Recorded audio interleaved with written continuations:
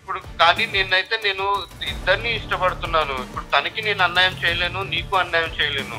అట్లెట్లా ఇష్టపడతావు మామయ్య ఇద్దరిని? నాకు అన్యాయం చేస్తావా? నీకు నచ్చితే ఉండు, లేదంటే లేదు. డైవర్స్ ఇచ్చేరా. పాప పుట్టిన తర్వాత కొన్ని రోజులకి కొంచెం డిఫరెంట్గా బిహేవ్ చేయడం స్టార్ట్ చేశాడు మీ మామయ్య. మా మామయ్య ఏమైంది ఏంటి అని అబ్జర్వ్ చేశాను. తెలిసింది ఏంటంటే మామయ్య వచ్చేసి వేరే అమ్మాయితో అక్రమ సంబంధం పెట్టుకున్నాడు. నేను అడిగాను, ఏంటి మామయ్య ఇది? నేను నిన్ను ఇష్టపడకపోయినా ఇష్టంగా సంసారం చేసి ఇష్టంగా నీతో పెళ్లి చేసుకున్నాయి, ఇష్టంగా ఉంటున్నాను. ఇలా నువ్వు వేరే అమ్మాయితో అక్రమ సంబంధం పెట్టుకొని నన్ను బాధ పెట్టడం నీకు ఇది ఎంతవరకు న్యాయం మామయ్య అని అడిగా. అయితే మామయ్య అంటున్నాడు, ఇప్పుడు నీకు ఇష్టం లేకపోతే డైవర్స్ ఇచ్చేస్తాను వెళ్ళిపో అంటున్నాడు. ఈరోజు పిల్లల వల్లనే నేను ఇంకొక ఆమెతో అక్రమ సంబంధం పెట్టుకుంటాను అనే గ్రౌండ్ కారణం చూపించడానికి వీలు లేదు అని నేను అనుకుంటున్నాను. మీరేమంటారు? దానికి ఏమంటారు ఆయన? మళ్ళీ ఇంకో పాపను కూడా పుడితే తను కూడా ఇలాగే ఉంటే ఆ పిల్లలను చూసుకుంటూ బాధపడుతూ బ్రతకలేం కదరా. అందుకని నేను ఇంకో ఆమెతో కనాలనుకుంటున్నాను. ఆయన మాటలకి ఏం నిలకడత్వం లేండి. మీరు లేకపోతే కూడా ఉండలేనన్నాడు ఒకప్పుడు. 6 ఏళ్ల తర్వాత ఇంకొక మహిళ వస్తే అంతే కదా, ఆ తర్వాత ఇంకొకరు ఎవరు వస్తే ఆమెను కూడా ఉండలే, నువ్వు అక్కర్లేదు, ఆమె కావాలి, జెడ్ కావాలని అంటాడు.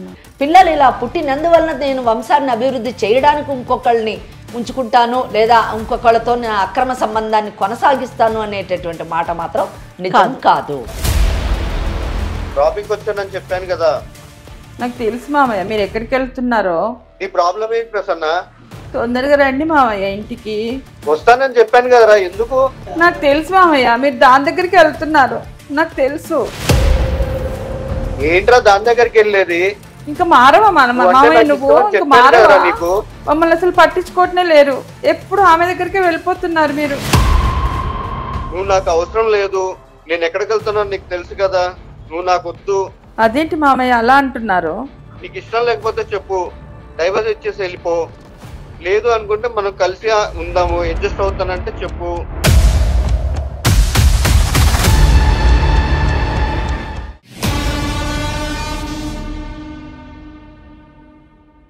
కాళ్లలో నొప్పి, నరాల వాపు వంటి లక్షణాలతో బాధపడుతున్నారా? వెరికోస్ వెయిన్స్ లో అత్యాధునిక చికిత్స Avis vascular centre. Avis hospital సమర్పించు లీగల్ అడ్వైస్ కార్యక్రమానికి స్వాగతం. నాతో పాటు అడ్వకేట్ వెంకటేశ్వరి గారు ఉన్నారు. అమ్మ నమస్తే. నమస్తే అండి. అమ్మ ప్రసన్న అని ఒక ఆవిడ మన దాకా వచ్చారమ్మా. తను ఏం చెప్తున్నారంటే, నాకు ఇష్టం లేని పెళ్లి చేశారు. ఓకే, ఇష్టం లేదు నాకు కూడా, కానీ ఇష్టంతోనే ఒక భార్యగా నేను ఉంటున్నాను. కానీ ఇప్పుడు అతని ఇష్టం లేదంటున్నాడు. నాకేం చేయాలో తెలియట్లేదు. సో లీగల్ అడ్వైస్ కార్యక్రమం ద్వారా నేను మీతో మాట్లాడతాను, మీతో ముఖ్యంగా అడ్వకేట్ మేడంతో నేను మాట్లాడతాను. నాకు ఆ మేడం యొక్క సలహా కావాలనేసి అడుగుతా ఉన్నారు. ఓకే, మరి పలకరించేద్దామమ్మా. నమస్తే అమ్మ ప్రసన్న గారు. నమస్తే అండి. మేడం వెంకటేశ్వరి గారు.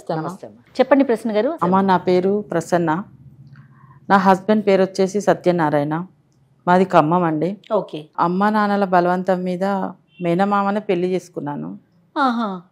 అంటే నేను పుట్టగానే మేనమామతోనే పెళ్లి చేయాలి, ఇతనే నీ భర్త అనేసి అమ్మ నాన్నలు బలవంతం చేశారు.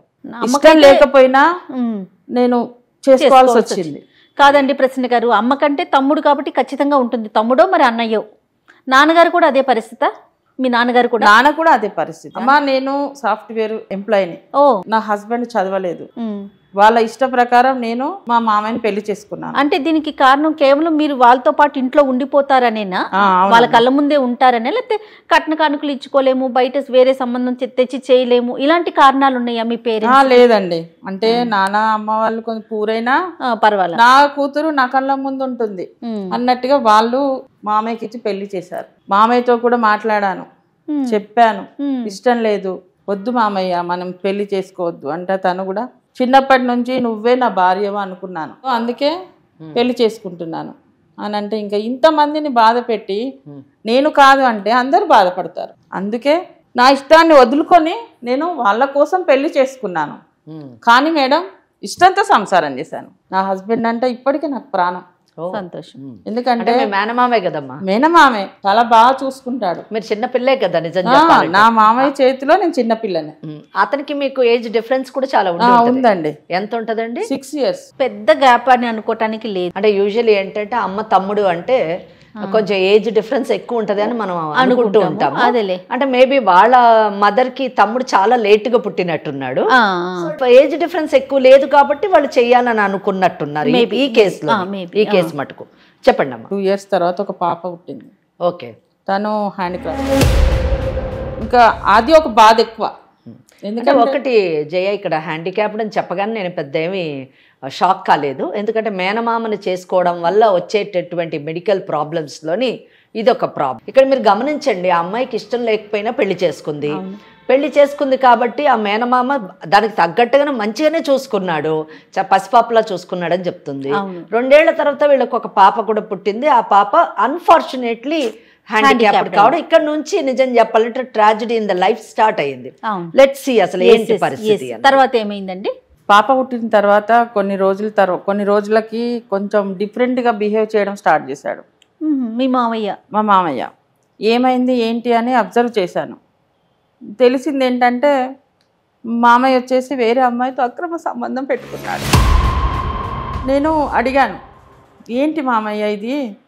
నేను నిన్ను ఇష్టపడకపోయినా ఇష్టంగా సంసారం చేసి ఇష్టంగా నీతో పెళ్లి చేసుకున్నాయి, ఇష్టంగా ఉంటున్నాను, ఇలా నువ్వు వేరే అమ్మాయితో అక్రమ సంబంధం పెట్టుకొని నన్ను బాధ పెట్టడం నీకు ఇది ఎంతవరకు న్యాయం మామయ్య అని అడిగాను. నీకు ఇష్టం లేకపోతే డైవర్స్ ఇచ్చేస్తాను వెళ్ళిపో అంటున్నాడు. అంటే డైవర్స్ ఇవ్వడానికి ఆయన పెళ్లి చేసుకుంది. పాపకి ఏంటండి ప్రాబ్లము అంటే నాకు ఎగ్జాక్ట్ తెలియలేదు. తను నిలబడలేదు, పడుకొనే ఉంటుంది. డాక్టర్లు ఏం చెప్పారండి చూపిస్తే కనుక? డాక్టర్ ఇంకా ఇట్లాగే పడుకొనే ఉంటుంది, తనలో ఎదుగుదల లేదు, మేనరిక కారణంగా ఇలా పుట్టింది. అఫ్ కోర్స్ ఇంకా వేరే ఇంకో పుట్టినా కూడా అలాగే పుట్టొచ్చు అని అన్నారు. మా మామయ్య ఏం చేశాడు, నేను ఇంకో బిడ్డను కనాలి, నా వంశం పైకి రావాలంటే నాకు ఇంకో సంతానం కావాలి, సో నీతో నేను ఉంటే అట్లాగే పుడుతుంది ఇంకో పాప కూడా, అందుకే నేను ఆ అమ్మాయితో కనాలనుకుంటున్నాను, నీకు ఇష్టమైతే ముగ్గురం కలుసుందాం, లేదంటే నీకు డైవర్స్ ఇస్తాను వెళ్ళిపో. అంటే అవి సాఫ్ట్వేర్ అంటున్నారు కాబట్టి మీరు బీటెక్ చేస్తుంటారని నేను అనుకుంటున్నాను. మరి మీరు మ్యారేజ్కి ముందు అంటే చదువుకున్నవారు కాబట్టి, ముఖ్యంగా టెక్నాలజీ సైన్స్ ఇవన్నీ కూడా బాగా తెలిసినటువంటి వారు కాబట్టి, మీరు మ్యారేజ్కి ముందు ఇలాగ మేనమామని పెళ్లి చేసుకుంటే పుట్టేటటువంటి పిల్లలు అవయవ లోపం కానివ్వండి, మానసిక లోపంతో కానివ్వండి పుట్టేటటువంటి అవకాశం ఉందని ఇటు మీరు తల్లిదండ్రులకు కానివ్వండి, మీరు మీ మేనమామకు కానివ్వండి మీరు చెప్పలేదా?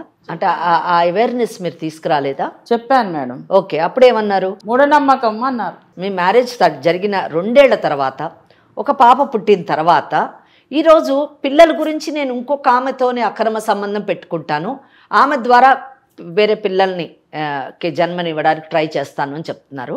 అది కూడా మన వంశాన్ని అభివృద్ధి చేయడానికి అని చెప్పి అంటున్నారు అని అన్నారు. వంశాన్ని అభివృద్ధి చేయడానికి మగపిల్లడే పుడతాడని నమ్మకం లేదు, ఆడపిల్ల పుట్టొచ్చు.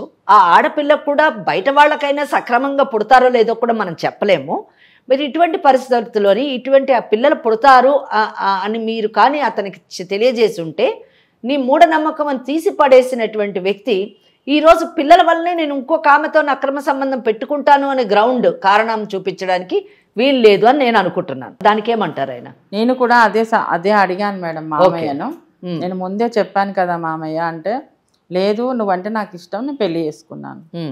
కానీ నేను అది ఫస్ట్ అప్పుడు అనుకున్నాను ఇలా అవుతుందా అనుకున్నాను, కానీ జరిగింది.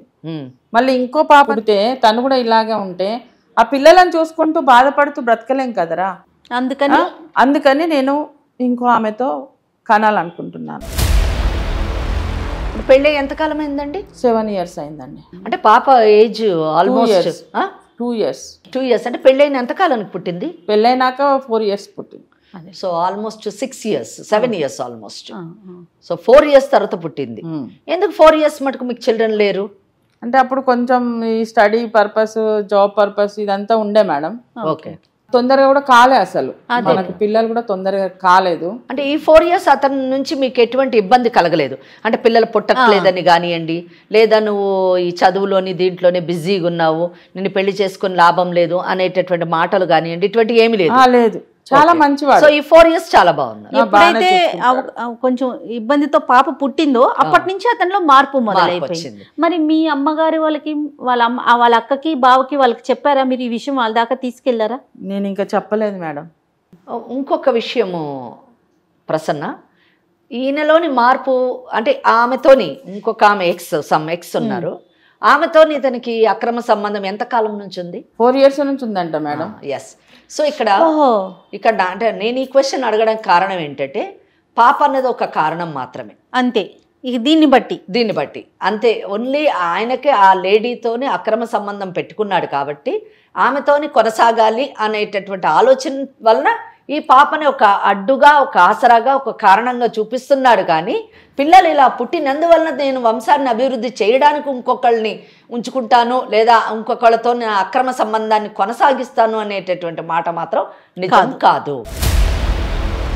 ఎందుకంటే 4 సంవత్సరాలు అతను ఈ అమ్మాయితోని బాగున్నాడు.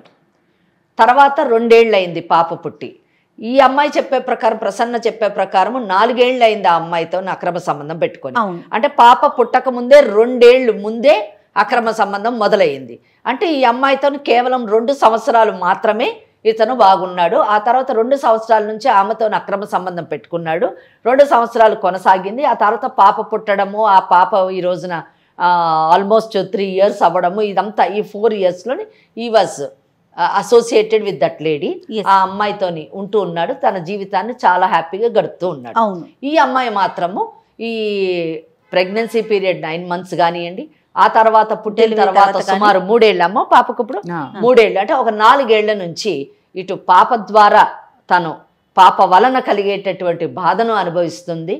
భర్త అనేటటువంటి వాడు మేనమామ ఇష్టం లేకపోయినా చేసుకొని ఎంతో ఇష్టంగా బ్రతికేటటువంటి చూసుకున్నటువంటి మేనమామ దూరం అవుతున్నాడు అనే వ్యధ కూడా ఈమెని తొలిచివేస్తుంది అన్నది మనం తెలుసుకోవాలి. ఇక్కడ మిగతా అంటే ఫ్యామిలీ పరంగా మిగతా అన్ని విషయాలు మంచి చెడు అవన్నీ బాగానే చూసుకుంటారండి? అన్ని బాగానే ఉంటాయి మేడం. ఇంట్లో ఫైనాన్షియల్ గా కానీ అంటే అతనికి ఏదో అతను ఏం చేస్తుంటారన్నారు? తను కార్ డ్రైవర్ మేడం.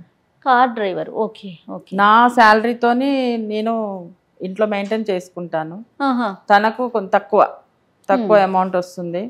సో ఆమె ఇంకో ఆమె ఉంది, ఆమె కూడా సాఫ్ట్వేర్.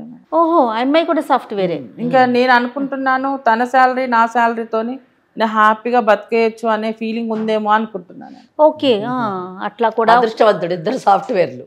మరి కార్ డ్రైవర్ కి చక్కగా. అంటే ఇక్కడ మనం గుర్తించాల్సింది ఏంటంటే, సమాజానికి మనం చెప్పాల్సింది ఏంటంటే, పెళ్లి చేసుకునేటప్పుడు కానివ్వండి, ఒక వ్యక్తిని మనము ఇష్టపడేటప్పుడు కానివ్వండి, అవతల వ్యక్తి యొక్క పరిస్థితి బ్యాక్గ్రౌండ్ కూడా చూడాలి. ఖచ్చితంగా నేను అనేది చదువుకున్నవాడా చదువుకోలేనివాడా, ప్రేమకి చదువు అవసరం లేకపోవచ్చు, బ్రతకడానికి కలిసి జీవించడానికి చదువు అవసరం లేకపోవచ్చు, లేదా పెళ్లి చేసుకోవడానికి కూడా చదువు అవసరం లేదు.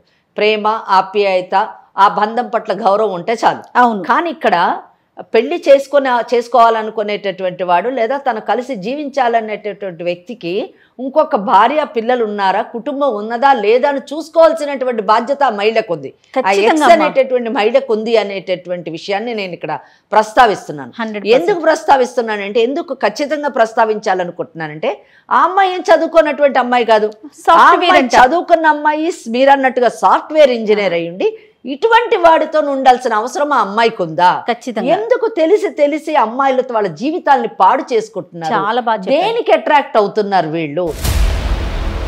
అశాశ్వతమైనటువంటి వాటికి, చిన్న వాటికి, అంటే విచ్ ఈస్ నాట్ పర్మనెంట్, అంటే which is not a soul relationship కాదు, అది ఫిజికల్ రిలేషన్ అట్రాక్షన్ కావచ్చు, ఫిజికల్ రిలేషన్షిప్ కావచ్చు.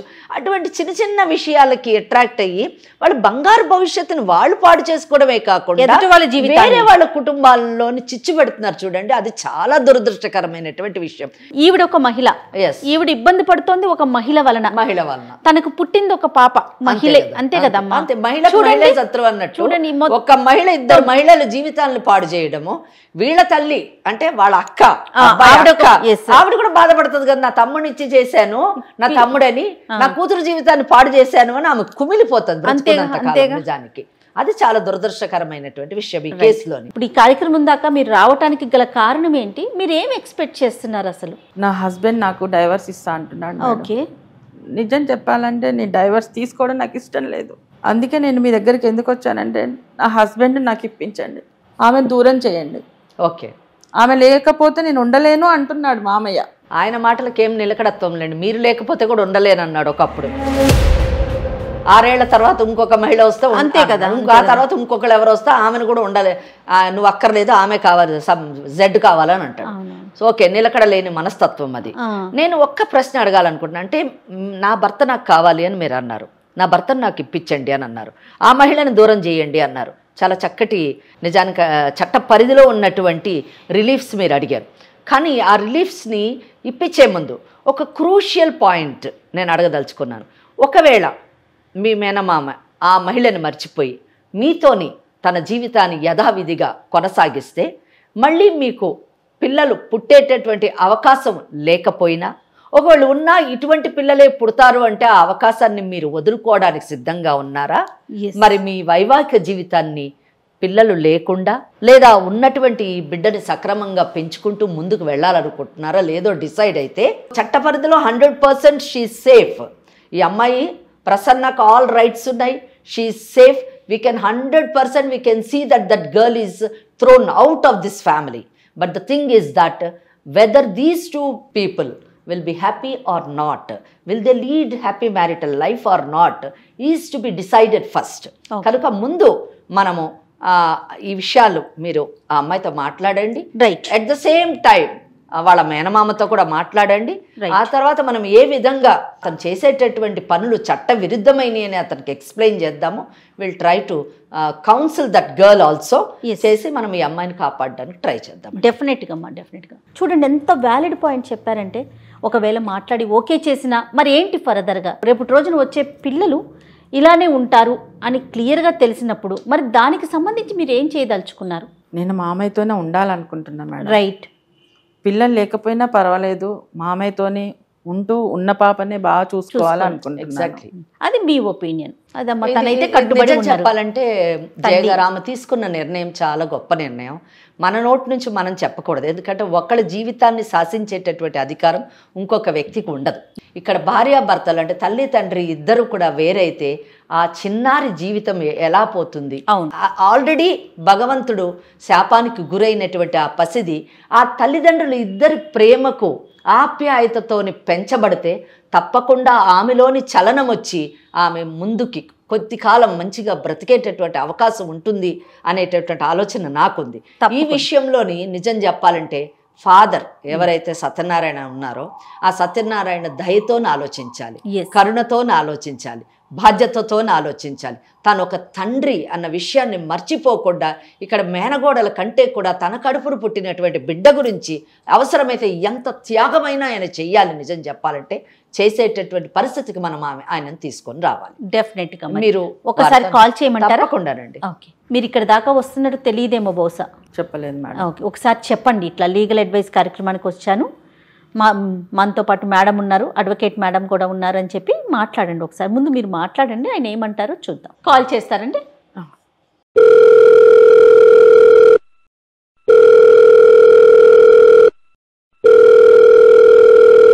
హలో.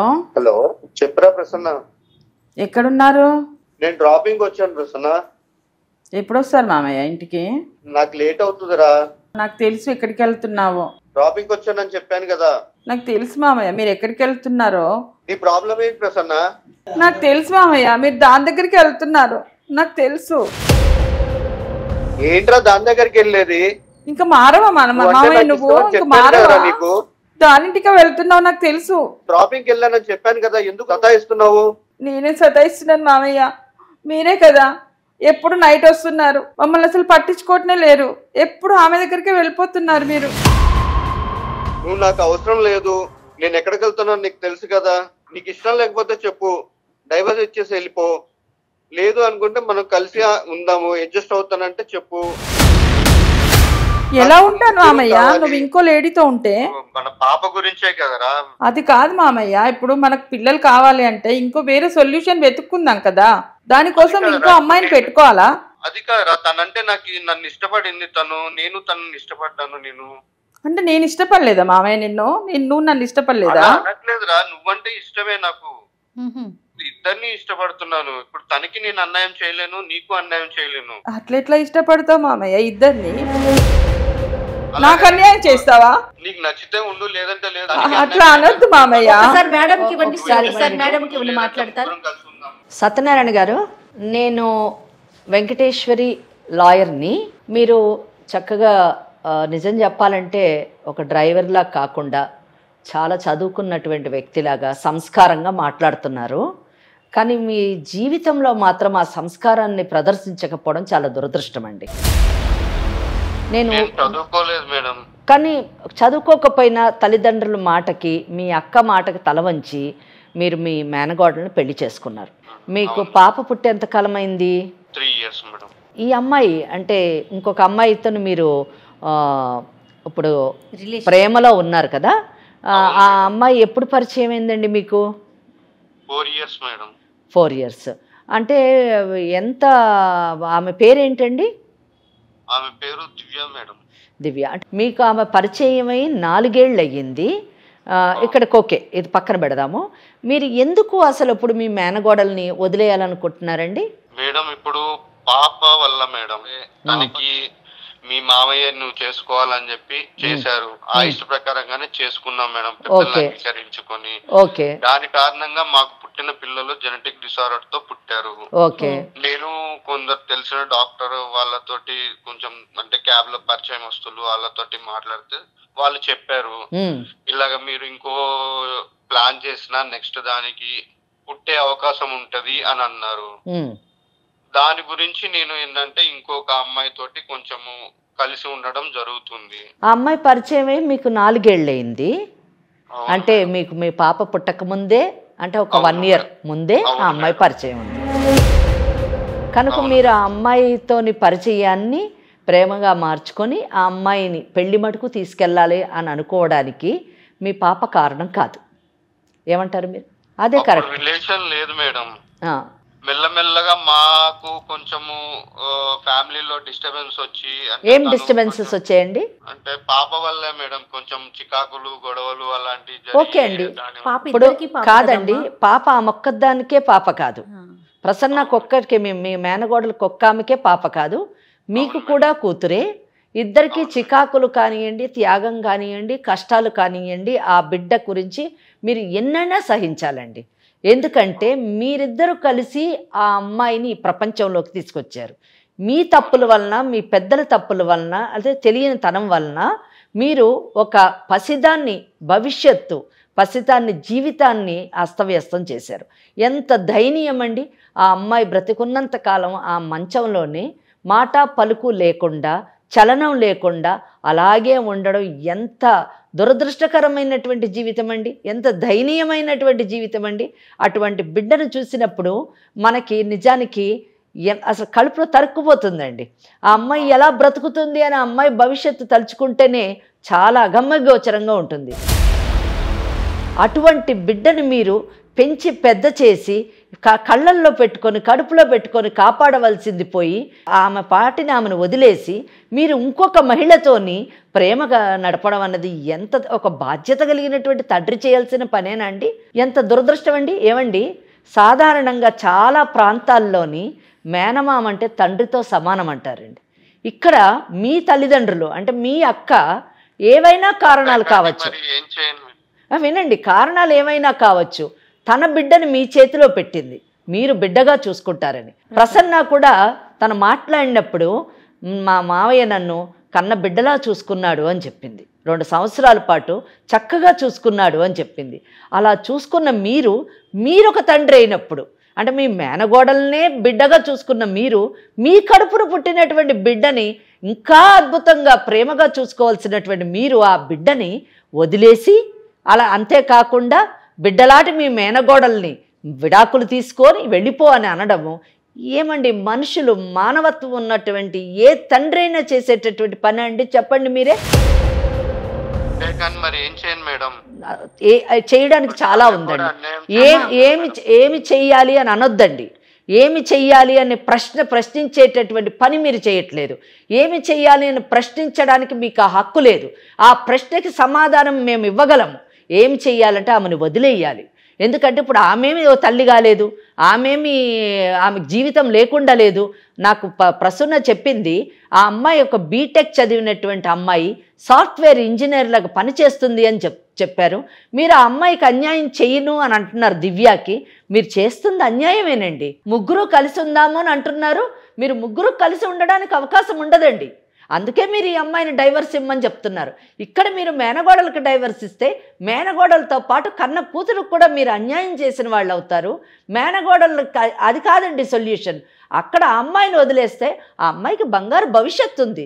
ఆ అమ్మాయికి తగినట్టు ఆ స్థాయిలోనే ఆమె ఇంకొకరిని పెళ్లి చేసుకొని అద్భుతమైనటువంటి జీవితాన్ని ఆమె జీవించగలదు.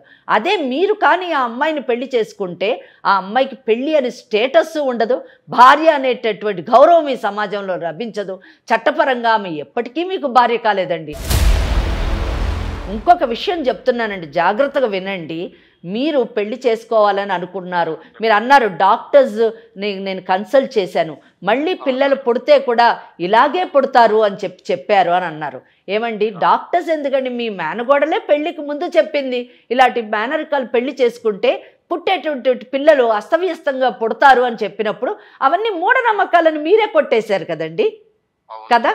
ఎందుకండి ఏ తప్పు కామకి మీరు శిక్ష వేస్తున్నారు మీ మేనగోడలకి?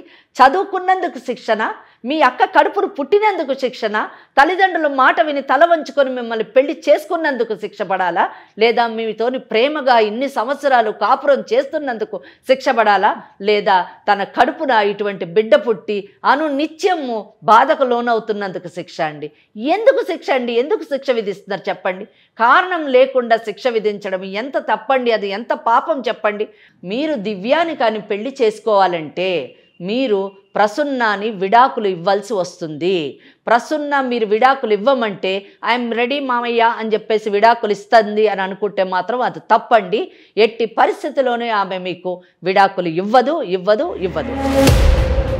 ఎందుకంటే ఆమె విడాకులు ఇవ్వాల్సినటువంటి అవసరం ఆమెకి లేదు. హలో, వింటున్నారా? వింటున్నాను మేడం. మీరు విడాకులు తీసుకోవాలనుకుంటే మీకు హిందూ వివాహ చట్టం ప్రకారము సెక్షన్ 13 కింద విడాకులు తీసుకోవడానికి కారణాలు చెప్పారండి.